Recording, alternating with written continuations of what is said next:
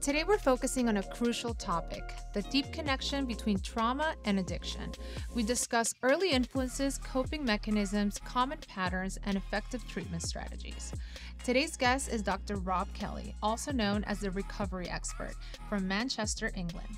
His journey is a fascinating blend of music, academia, and overcoming personal battles, particularly with alcoholism. His famous phrase, "The problem is not our drinking, it is our thinking," guide his mission. Stay tuned for insight that could reshape the way you understand recovery.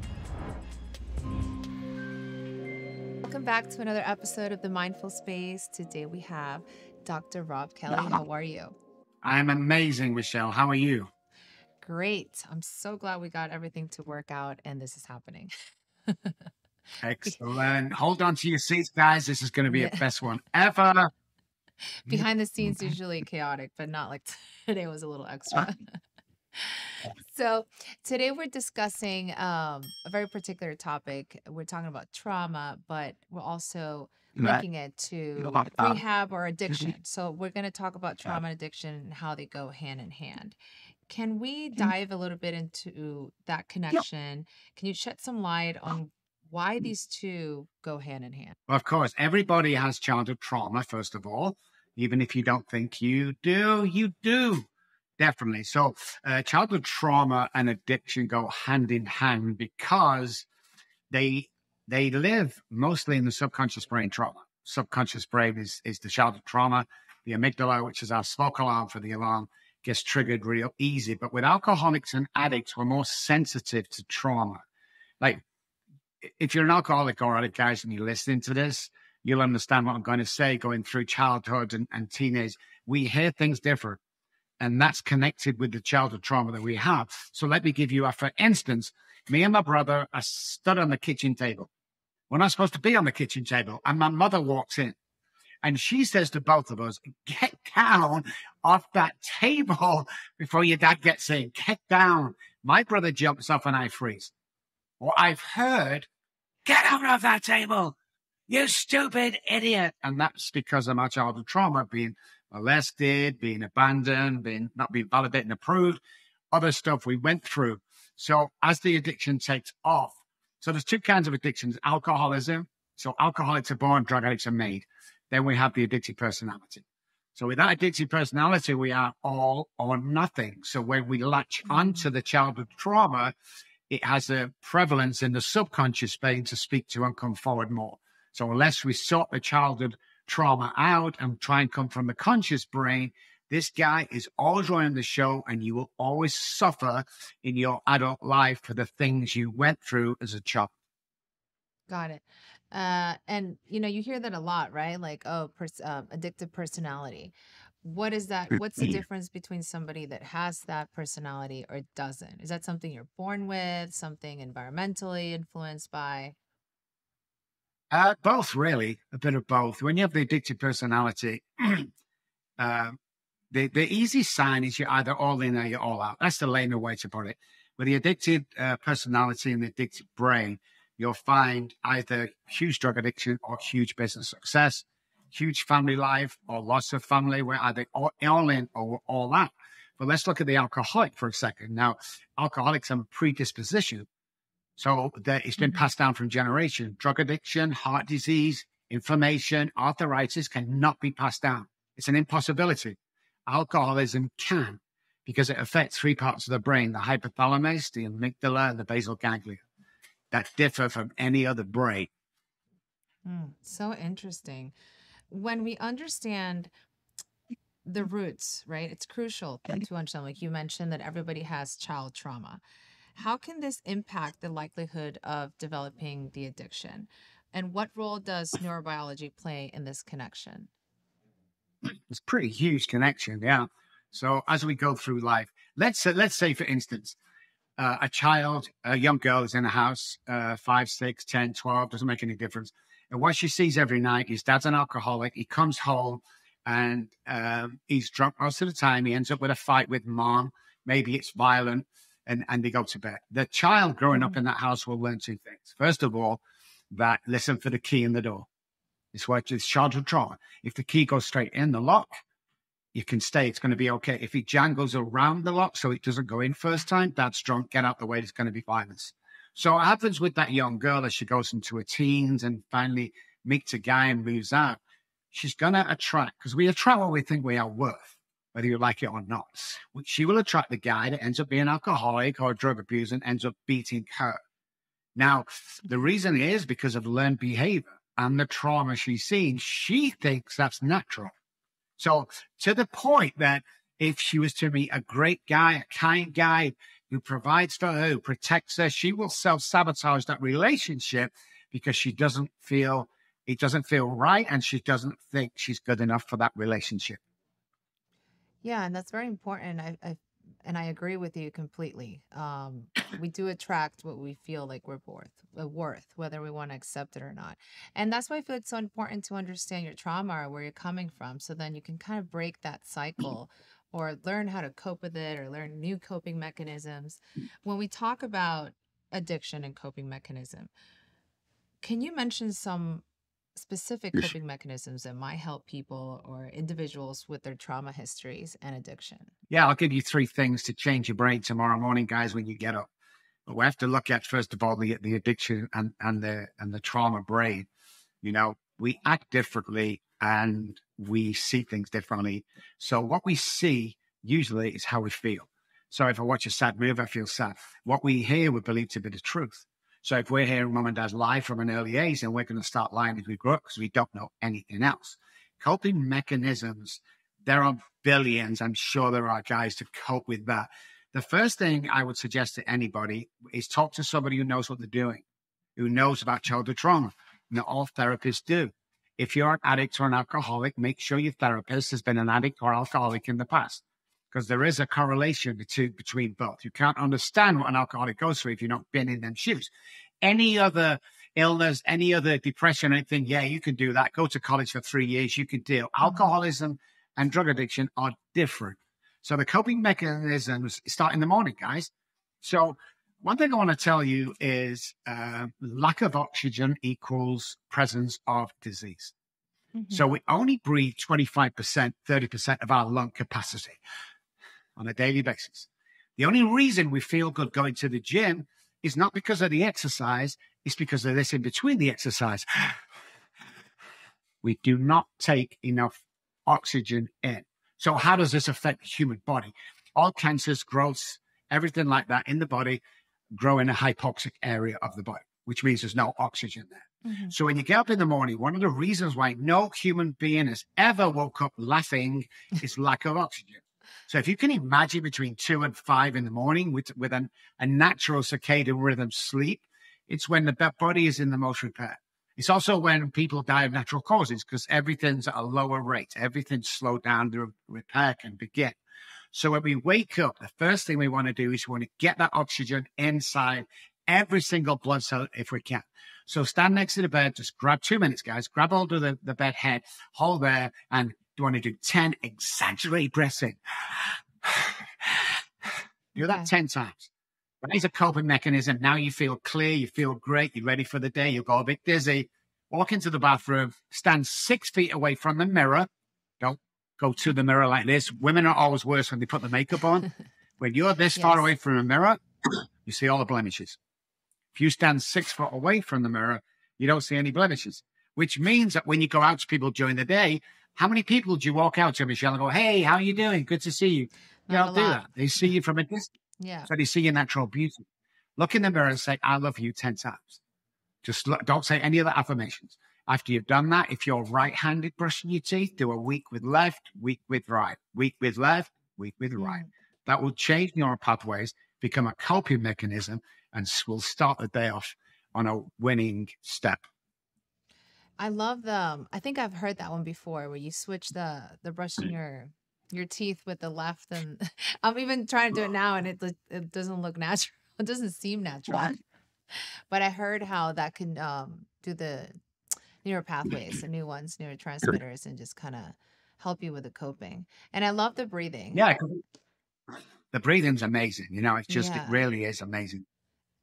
So it's very important that you do this every morning because it is a game changer. And not many people think it is, but anything we do outside the circuitry of self-destruction through addiction or childhood trauma will divert the neural pathway. So any alcoholic, and when I say alcoholic, just drugs as well, but it gets a mouthful after a bit. Any alcoholic has about 80% self-sabotage neural pathways, and there are billions, and 20% good. So given a choice that comes out of the subconscious brain, when the prefrontal cortex screams, give me an answer to my problem, it's usually going to be the wrong answer that the prefrontal cortex delivers, unfortunately.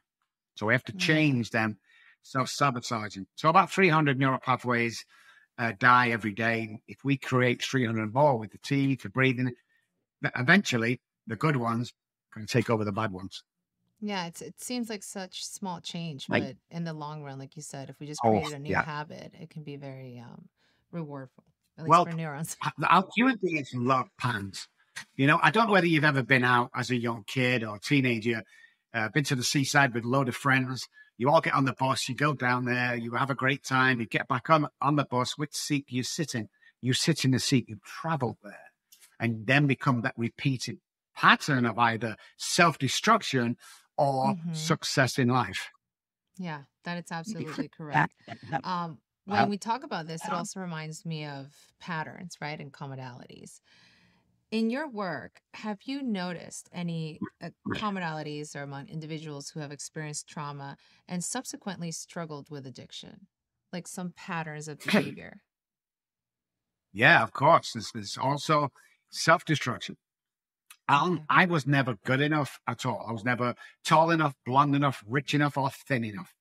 And if enough was never in my vocabulary, I always wanted more. So we see that pattern in alcoholics over and over again, including myself. One thing I have today that a lot of people don't is enough. I have enough today. And once we get to that period in our life, whatever success looks like for you, I'm not just talking monetary, I'm talking best dad. I was estranged from my daughter for 28 years. That being a dad again 2 or 3 years ago was phenomenal. That was my success. Despite the millions of dollars I earn every year, that was my success. So we look for them patterns. We look to self-sabotage. We get to a certain point. And what happens with the basal ganglia? It's kind of our repetition, strength, and confirms part of the brain. So let's say a pilot, for instance, needs 10,000 hours in the air before he can fly a commercial jet. That's just time in the air. That's just a repetition of the brain doing things, confirms. And then before we know it, he can fly that plane without even thinking about it. But what happens in addiction tied to childhood trauma, if you can imagine a face of a clock, right? We get well, we want to start off again. 10 after, we get the car back, then we get the job back, the wife moves back in, the kid's awesome. And about 10 to the hour, we'll self-sabotage.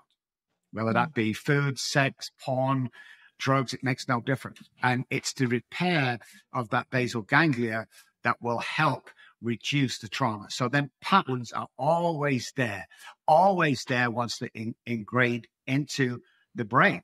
But you have to go back and look specifically for the traumas from childhood, and you have to know what a childhood trauma is, because it's not a plane crash, or I should say it's not just a plane crash, a car crash, or divorce. It goes way deeper than that, to somewhere somebody has said something to you that's stuck. Like you're never good enough, or you're too fat. You know, oh, let's look at fatty. You know, that was said to my sister many years ago. My dad joking, he used to go, hey, fatty, rubber belly. She struggled with her weight for 45 years because of that. So we have to specifically look at what trauma is and how it can affect us going forward. Yeah, we have to be conscious as parents too, what we say, right? Because for some people, bullying, others bullying is not enough. That's normal. Yeah. I know in your case, you're very passionate about this because you also went through addiction. Do you mind sharing a little bit more of your story? What were your triggers? How did it start? And how did you put an end to it? Or what was that aha moment that you had that you said, okay, I need to go get help? Two aha moments, which I'll get to in a second. Well, first of all, there was alcoholism in my family, but nobody said anything. Because back in the day, going back the 40s, 50s, and 60s, you won't see if you're alcoholism in the family. If you can't trace it back 3 generations, by the way, you're not alcoholic, you abuse alcohol. But the sayings were grandfather liked to drink, you know, so you never heard of alcoholism. Yeah. My first drink on stage with the musical family at the age of 9, in Liverpool, England, is when I first took. And once again, throughout the school and college lives, that pattern and that alcoholism took over me completely. And I did some crazy things, had 2 children, beautiful wife, cars, everything. And within, a short time, I'd lost everything and ended up homeless and was homeless on the streets of Manchester for 14 months. I had what's called a spiritual awakening on the streets, and I got off the streets.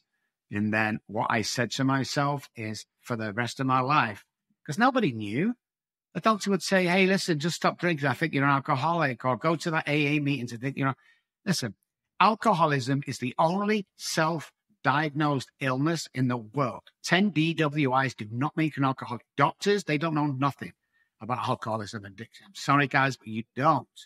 It's not a case of just stopping drinking or just stopping using drugs. It goes way deeper than that. It's a circuitry of the brain. It's the neuroscience that will help us change the brain. So eventually when I got off the streets, that's what I did. For the last 30 years, I spent the rest of my life helping patients and families get through this, because you have to include the families. It's a family disease, but it's also a family recovery.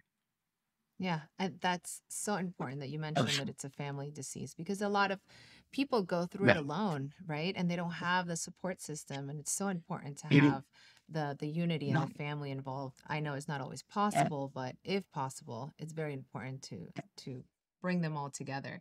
Now, when we talk about supports and networks, obviously the support role is pivotal, right? As you had just mentioned. How can a loved one bring that support? How can they best assist someone that might be going through alcoholism, for example? Let's go through 2 options. Wife with husband, for instance. First thing you got to do, guys, if you think there's a problem, or the husband finally admits the problem, is get help. Talk to a third party. Make sure they know. Make sure it's a good, reputable person, a doctor, psychologist, or a very, very good treatment center, and just start the dialogue. Because when we don't talk about addiction, it gets worse. It's hidden under the carpet. Nobody wants to talk about it. And then there's death and fatalities and families are split up. So start talking. If you're a mom or dad listening and you think your child is going through some addiction problems, drugs or alcohol, when he goes out, search his bedroom thoroughly. None of this, it's a private bedroom. No, I would rather you search his room than you find him dead in a couple of times in the bed. There's only a couple of ways out of this, guys. You can get help. You can go to jail for the rest of your life, or you can die. And dying looks pretty good right now, where I was, So start dialogue, guys. Don't be afraid. Don't stick it in the cupboard, like we used to. Let's bring it out of that darkness and shed a light on it, because everybody, it's beautiful when I say this, everybody knows somebody who suffers from addiction. Yeah. And if you don't, by the way, it's probably you. That's what I say to people. Everybody knows somebody. That is true. Or that someone knows of someone. You've probably heard a story. It's unfortunate in alcohol. It's a legal drug, right? It's definitely more socially acceptable. But again, if you have that addictive personality, if you've gone through trauma, you're more perceptive to get drowned in it, unfortunately. Well, most of my guys come to me from heroin. Let's say heroin. Most of the housewives and fathers that come to me with a staunch heroin addiction started in the doctor's office with a pain pill. Yeah. That's how crazy the pharmaceutical companies are, and how crazy addiction can grab hold of you with that addicted brain. Remember, if you want more and more most of your life, you have the addicted brain. If you can walk in a sandwich shop and have one sandwich and walk out, I can't do that. My buddy goes, what do you want? Jimmy, what do you want? I'll just have a sandwich. Anything else? No. What about you, Rob? Give me 2 sandwiches, 4 bags of chips, 2 Cokes, and I'll take that chocolate bar. It's all or nothing, and there's another pattern that we have to watch for. Yeah, it's because, again, it's not just about drugs and alcohol. It's just having that addictive personality in general. Very important. When we talk about, I don't want to use the word fixing, but if I want to talk about effective strategies in your professional experience, what has been some of them? Just therapy, medicine therapy, rehab centers. What do you recommend? What have you seen that actually succeeds expectation? So let's look at the treatment centers. On average, the success rate is about 5%. We're 97, by the way. But you look at 12-step rooms, they're probably about 3%. You can't fix drug addiction with a drug. Now, if you're using Suboxone and the likes to come off drugs as a taper, you've got my backing, my man. But if you're still on that 1 or 2 years later, go for the cheaper option. It's the same thing. The brain doesn't know the difference between pharmaceutical drugs and street drugs, guys. A lot of people, the doctor said it's okay. No, the doctor knows nothing about addiction. The third leading cause of death in the USA is a medical fraternity. So double check everything that anybody tells you to do. Start dialogue. Get up in the morning. Get a routine going. Routine is so important. Compliment 3P every day. 3 people. When you compliment somebody in the street, dopamine's released in your brain and in their brain. And if you don't think that's possible, guys, next time you're in a built-up area of people, sneakers are always the best. Find somebody walking past with a pair of nice sneakers and go, hey, man, nice sneakers. Hey, man, nice forwards. Mm-hmm. Watch it. You'll go, oh, thank you. And as he walks past you, watch him. He's going to look down at his shoes at least 2 to 3 times. Now you've just made his day. When he goes home to the girlfriend or wife, because he's in a good mood and she's in a good mood. And the ripple effect is phenomenal. So get out of this, guys, and be of service to somebody else. Don't be selfish, be selfless. And you will start to feel amazing. And of course, depression, bipolar, whatever it is you're suffering from addiction, whatever that addiction looks like for you, start dialogue with somebody. Everybody can recover. Like I am a recovered alcoholic and addict. Everybody has the capability, unless you have brain damage, to recover and get your life back, period. I find it so interesting that you mentioned just saying a little comment can, change somebody's day, make someone's life better. I remember we did an interview in LA and he was homeless at one point. And what he said that changed him was this one office lady that came by and just said something nice in the street. And that's when he realized, he said, oh, he actually felt heard and seen, which he hadn't felt in months. So I think that's very important to acknowledge people. You never know what they're going through. You never know when was the last time they got a compliment over their sneakers. So I appreciate and it's that. so important to do that because, again, you never know what people are going through. You can change somebody's life with 2 words, 3 words. We've done loads. We've been going for over 30 years with 8,000 patients. Trials, test, research. It's all true. Go and look at the internet about all this stuff. You probably find me as the leading source. But yeah, very important, guys. What advice would you give someone, or let's make it interesting. What advice would you give your past self? Oh, Michelle. Okay. Obviously, as a child, don't take that drink at the age of 9 would be one. Well, secondly, I hate to spoil the ending, everything's going to be okay. Because what I found with my journey, when I was homeless, I hated everybody, God, everybody. I hated it. But when I look back now, for doing what I do today, it was like a semester of homework. So I would say, love yourself. Nobody really cares. You've got to put that out because they don't. Everyone thinks we do. Make sure make sure I'm looking good today. You walk into a room, everybody looks around. You've opened the door. That's why people are looking around. No one's interested. Nobody cares. They've got their own problems. Stop worrying about your appearance. Just because you're overweight does not define who you are. Just because you're colorblind, you're short, you're only 4'8", it doesn't define who you are. Show the world who you are. Find your identity as quick as possible and go change the world. Yeah. Do you believe that, when I ask this question to a lot of people, would you change anything from the past? And, the touche answer is, well, it wouldn't be me if I wouldn't have gone through everything I went through. Would you agree or disagree with that? Well, it's a great answer, of course, and you never know slight things in the past, but I truly, truly regret losing my children. I fought as hard as I could, but I was an alcoholic and I was homeless, and she took them away from me and told them I was dead. So I would have definitely gone back and changed that. And the other thing I would have done is be kinder, even though I was drinking and I was horrible, I was this monster.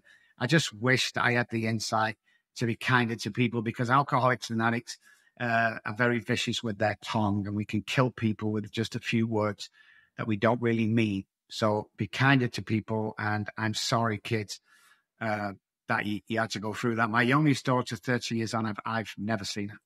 As far as she's concerned, I do not exist. My oldest daughter got hold of me 4 years ago on Messenger. God bless Facebook. We went over there, we hugged, she introduced me to my 3-month-old granddaughter. And that lady today, that young lady runs my Manchester office in the UK as my lead therapist. Amazing. Wow. And she went to become a therapist as well. Yes. We sent her back to college. She'd seen me on TV in England, and that's what prompted the call. So, yeah, I want to go back to college. We sent her back to college, and she's absolutely killing it right now. So, Charlie, girl, great job. That's awesome. That's amazing. I mean, again, we are who we went through, right? And we can't change anything at this point. So that question doesn't even make sense. But sometimes it's good to, in retrospect, to think about it, right? Like, would have I made different choices? But we didn't have the insight that we had now. So it's almost impossible to know what the impact would have been, or if it would have been a different scenario, or a different situation. Correct. Yeah. When we talk about the impact that sharing a story like your own story has, how has sharing your own story impacted your clients, your family, your network? I know you're really strong on mental health advocating.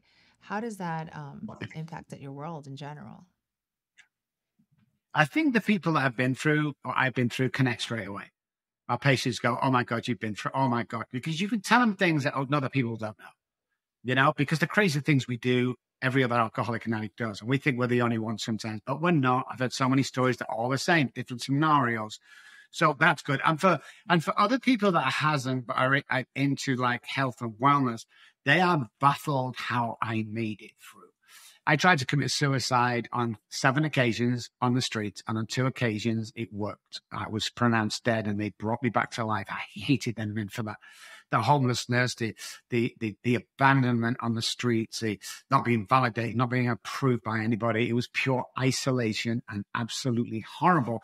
But when I tell that story, and then I see where I am today, it's unbelievable. I used to do this when I spoke anywhere. So I'd come on in clothes with paint some vomit on the front, baggy clothes, holes in the shoes, ripped t-shirt, growth here, half, it was just horrible looking. We'd paint a little black eye in here, and I'd tell a story from the streets. And I'd tell, I used to have this, and I used to have children, and I'd tell that story. And you could see people sobbing in the audience, thinking, oh my God, what's his life come to? And then we have an interlude. I get shaved, makeup comes out, I put a suit on, or my scrubs, and then the stage is there, and they introduce me with Robb Kelly to begin with. Second half, they go, please welcome back Dr. Robb Kelly. And I walk on, and you should see the audience. It's like, if I didn't have that story, I couldn't be who I am today. And by telling that story, it gives people hope, because that's what it's all about. I want you to be happier than me. I want you to earn more money than me. I want you to do more TV, more books than me. I want you to be successful, because I can do it. And the old saying, if I can do it, anybody can do it. That's not true. You've got to want this. You've got to want to change your life. You're going to want to become a better person, addiction or not. 90% of our work right now is not alcoholic or addict. It's just people who are better their lives because they're stuck in this childhood trauma routine that's humdrum. If you're not changing the world on a daily basis, what the are you doing? That's the question I want everybody to ask themselves. What are you doing? You just sat on the couch doing nothing. When's the last time you did something for somebody? Please tell me. They can't. Go out, be of service. Like, what is your greater purpose in life, right? And they always suggest serving. Yeah, exactly. I believe everybody's born with a niche for this earth. Go find that niche, whether that be music, ballet, whether that be mentoring, we become a doctor, become whatever it is, because somebody out there is waiting for you to get your shit together so you can save their life. Because I've seen it millions of times with people I've worked with, millions of times, where once they get involved, they just become better fathers, better mothers, so on and so forth. But this is what life's about. You are not meant to sit at home in your bedroom feeling sorry for yourself. You are not meant to sit in a 1-bedroom apartment or being able to pay the rent. You are not meant for that. You are meant to succeed. You have a circuitry in your brain from birth to succeed. So every single neural pathway you need right now to be successful, whatever that looks like for you, is already in your brain. It's already there. connect them flailing neural pathways. Oh, I'm not good enough. Pathways. Connect them. You talk about success for everyone. Obviously, everybody has a different meaning of success. From your addiction journey, how do you define success in your ongoing journey? And what insights can you offer to our listeners on their own paths of recovery? Michelle, you are beautiful. Thank you for asking that question. I always thought it was money.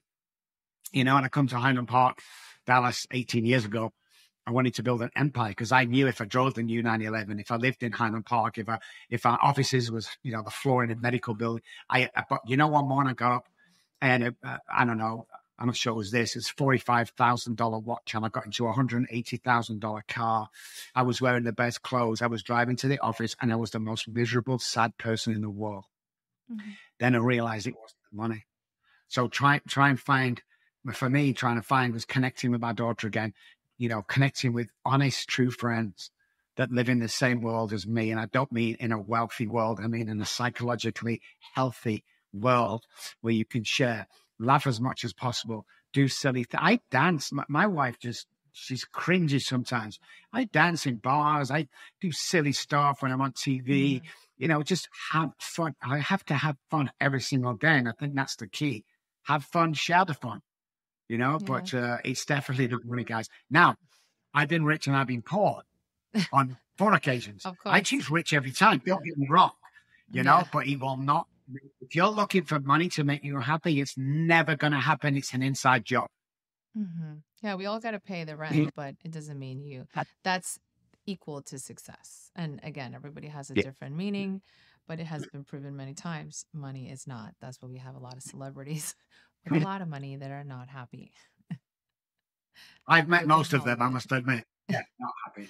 Yes. You know, you're walking into a $19 million house and you're seeing mayhem in the house and sadness and abandonment and, you know, stuff like it's if you think yours the only house, guys, and the rich people live different, no, don't even think that for a second. I've seen more sadness in $20 million houses than I have on the project houses sometimes. Yeah, it is. That is how it is. Because I've seen it too. And again, at the end of the day, it's not about how much money you make. It's about the family and what happens inside the home, trauma, no trauma. To finish our conversation, I wanted to wrap things up. So we discussed how trauma goes hand in hand with addiction. We talked about having an addictive personality. Is there any way to avoid getting to an addiction pattern if you have the trauma? Because sometimes we can't avoid the trauma, right? Because it might just happen to us for whatever reason. But is there any way to be aware after the trauma so we avoid that path of addiction? That's down to parents, guys. Parents, I'm talking to you right now. Start dialogue with your kids. You know, look, now listen, when we say childhood trauma, it's not the parents' fault or the caregiver's fault. They don't know. It's generational, passed down, behavioral, passed down. Like, Dad used to do this, so I'm going to do this. Someone needs to break the chain, but it's no one's problem. But if you're honest with your kids growing up and you went through bad times, you need to talk to them about that. You need to tell them at the age of 8 and 9 that there's addiction or alcoholism in the family system and just beware. When we do that, we're knowledgeable. It's like, I don't have a problem with the whole of America legalizing weed. I got no problems with that at all. I've never seen anybody in weed beat up, smash people, throw things. Never. But, and here's the but, just inform people what it's really about. Just inform any damages that could have happened. Just be open and clear with it, you know? Same with children. Just be open with it. Well, what age is a good age? Yeah, Start that's another 7, question. 9, 10. Yeah. Start early, you know? Kids are very resilient. They'll remember that stuff. And can you imagine going to take the first hit of something with some of the friends in a bar somewhere and the story comes back and you told them, like there's addiction in the family. That one, no, and walking away could save that kid's life. But we don't want to talk about it because, you know, it's still that black, dark side of human beings that nobody talks about. But like I said, everybody knows somebody. And I can tell you from experience, because I probably work with them, that all your heroes, let's say you have 10 heroes and 2 people that you look up to that you don't know. I reckon 9 of them are alcohol and drugs, childhood trauma, and definitely the other 2 are. We've all got our secrets. We've all got our we've all got our, things that we have to get over. Stop trying to be perfect. Just be perfectly imperfect. Yeah, I love that. Perfect closure. Perfectly imperfect. Title of the next book. Yes. Well, I want to thank you for having this very insightful information, for sharing your story, and for making time for us, regardless of the technical difficulties. But yeah, Of course. thank you. Thank you for everything. And I love what you're doing. I love that you're advocating all the way from the other part of the world. And I really think I learned a lot. I do think I agree with you how trauma goes hand in hand with addiction. We'll see what the people have to say. Let's see if they have a different opinion. Guys, leave us a Yes, comment. Let us definitely. know your thoughts, okay? Yes, please. Thank you, Michelle. You're awesome. Yeah, well, thank you. And I'll see you guys next week. This was Dr. Robb Kelly.